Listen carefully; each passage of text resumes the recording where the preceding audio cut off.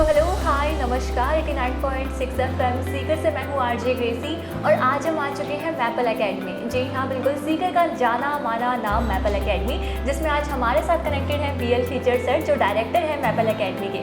वैसे sir congratulations कि आपने सीकर में इतनी बढ़िया इंस्टीट्यूट खोली है, इतनी बढ़िया कोचिंग इंस्टीट्यूट है अपना।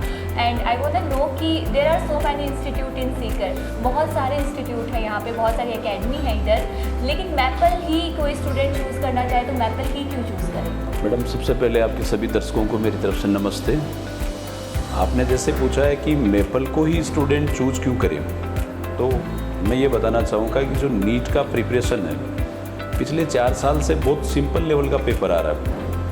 उस पर जो मैथमेटिकल पोर्शन था, मैं जैसे फिजिक्स में बात करूँ तो एक मैथमेटिकल पोर्शन उन्होंने कम कर दिया और थ्योरेटिकल पोर्शन बहुत ज़्यादा करके ले आए।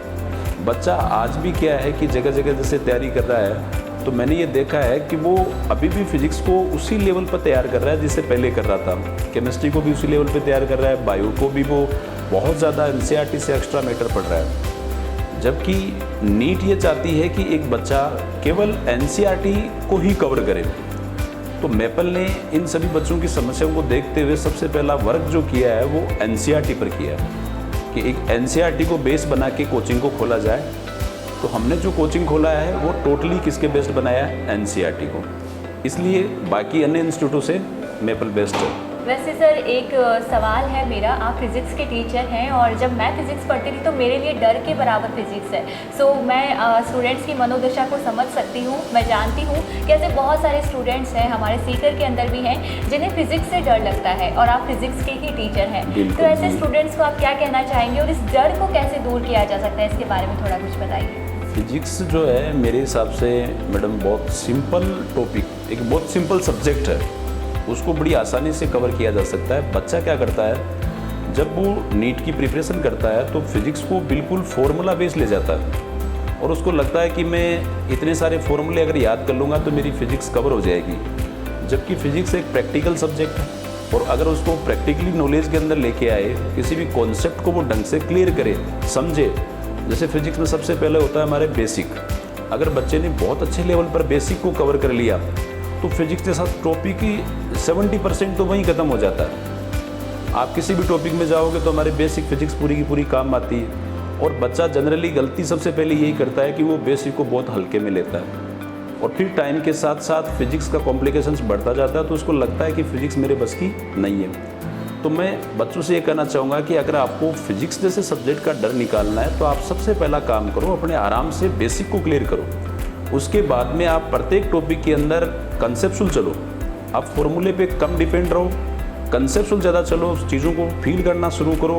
क्योंकि आज का जो पेपर आ रहा है फिजिक्स का, वो ऐसा पेपर आ रहा है कि बच्चा आराम से 44-45 क्वेश्चन लेके आ रहा है। और ऐसी सिचुएशन में जिन बच्चों के कॉन्सेप्ट क्लियर होते हैं वो आराम से इसके अंदर स्कोर कर लेते हैं, दिक्कत नहीं आती। तो मैं फिजिक्स के लिए बच्चों को इतना कहना चाहूँगा कि एक तो बेसिक पे अपना बहुत अच्छा वर्क करें और एक कंसेप्चुअल पढ़ाई करें, बजाय फॉर्मूला बेस वाली पढ़ाई के कंसेप्चुअल पढ़ाई जो है वो ज़्यादा बेटर है। जी सर, बहुत बहुत शुक्रिया इस जानकारी के लिए। वैसे सर एक और सवाल है जो मेरे को काफ़ी कंफ्यूज कर रहा है अभी, और आशा करती हूँ और जानती भी हूँ शायद हमारे जो दर्शक हैं जो हमें भी देख रहे हैं उनके लिए भी कंफ्यूजन रहेगा कि जब मैपल में इतनी अच्छी पढ़ाई हो रही है और जब सारे बेसिक्स इतने ईजी वे में क्लियर किए जा रहे हैं और इतना अच्छा सिलेक्शन मैपल अगर दे रही है, तो एक सवाल है कि यहाँ पर सीट्स लिमिटेड क्यों है? जैसा कि मैंने यहाँ पर विजिट किया था, बहुत ही लिमिटेड सीट्स हैं और आपका भी एक ही वो रहता है कि सीट्स आर वेरी लिमिटेड।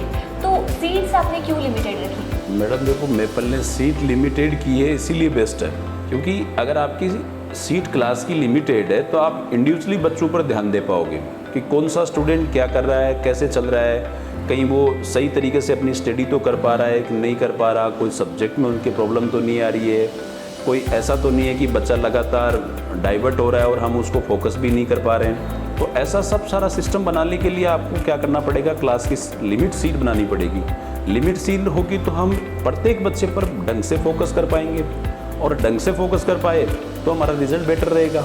और आज के गार्जियन की सबसे बड़ी प्रॉब्लम यही आ रही है कि बच्चों को डाल रहे हैं और एक बच्चा भीड़ का हिस्सा बन के रह जाता है, उसको कुछ समझ ही नहीं आ रहा कि मुझे क्या तो पढ़ना था, क्या नहीं पढ़ना था। तो ऐसा अगर आप करना चाह रहे हो कि बच्चे के पास में क्वालिटी बहुत अच्छी लेवल की जाए, तो फिर आपकी मजबूरी भी है कि सीट आपको लिमिटेड करनी पड़ेगी। इसलिए मैडम हमने सीट को लिमिट कर रखा है। एक और सवाल है सर, कंपटीशन का माहौल है बाहर प्रॉपर तरीके से, और साथ ही साथ बच्चों की मेंटल हेल्थ पे भी अभी काफ़ी असर पड़ रहा है, क्योंकि माहौल कंपटीशन का है और प्रेशर रहता है कि सिलेक्शन चाहिए। तो ऐसी मनोदशा में आप स्टूडेंट्स को क्या कहना चाहेंगे? ऐसी स्थिति में सबसे पहले हमें उस बच्चे को समझना होगा जिसके साथ में ये प्रॉब्लम है, किस लेवल की प्रॉब्लम आ रही है, कि जैसे उसको कहीं रहने में दिक्कत आ रही है, क्या स्टडी में दिक्कत आ रही है। अगर स्टडी में कोई प्रॉब्लम आ रही है तो वो बच्चा किस बात को लेके परेशान है, कौन से सब्जेक्ट के अंदर परेशान है, तो आपको जानना पड़ेगा कि बच्चे के साथ हो क्या रहा है। और दूसरा कि हमारे जो साथी हैं डॉक्टर रोहित चोपड़ा, वो टाइम पर इन बच्चों से मिलते भी हैं और इनकी स्थिति को जानने की कोशिश भी करते हैं कि किस बच्चा आज प्रेशर में है तो क्यों है।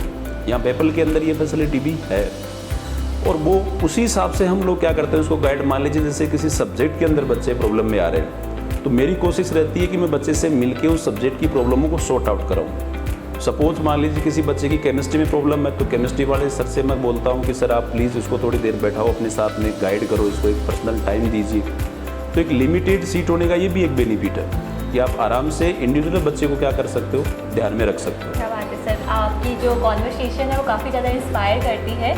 Thanks to you sir. But एक और सवाल है मेरा आपसे कि अभी 12th RBSE का रिजल्ट आया है, बच्चों ने काफ़ी अच्छी परफॉर्मेंस दी है, लेकिन पेरेंट्स के लिए भी उतना ही कंफ्यूजिंग हो जाता है ये वक्त, क्योंकि शिक्षा नगरी सीकर के अंदर अब ऑप्शंस बहुत ज़्यादा हो चुके हैं। तो ऐसे में मैपल को क्यों चूज़ किया जाए, और जो अभी ये मनोदशा फील कर रहे हैं, पेरेंट्स और स्टूडेंट्स दोनों ये फील कर रहे हैं, उन्हें आप क्या संदेश देना चाहेंगे?